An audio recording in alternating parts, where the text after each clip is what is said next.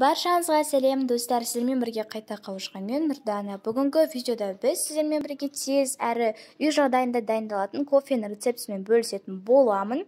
Өте тез дайындалады, өте аз уақытты талап етеді, сондықтан да дайындап көріңіздер. Ал біз көп созбай бастаймыз. Және де лайк қоюды ұмытпаңыздар, тіркеліп алыңыздар. Ең бірінші мен осындай кофенің арнайы дайын алдым.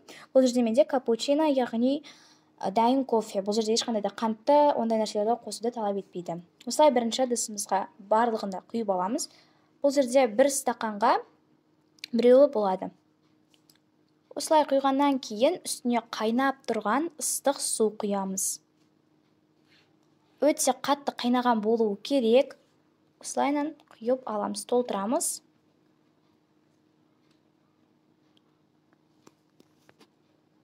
Мен бұл жерде 3 адамға дайындадым, және де осылайынан барлығына да құйып аламыз.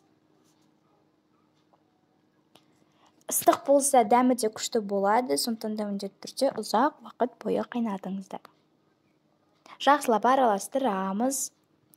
Енді біз бетіне балмұздақ салатын боламыз, өте күшті болып шығады сол кезде. Мына жерде менде ностальгия 3 бөлікке бөліп аламыз қазір. Бір мороженое 3 сондай кофеге жетеді. Және де барлығына саламыз.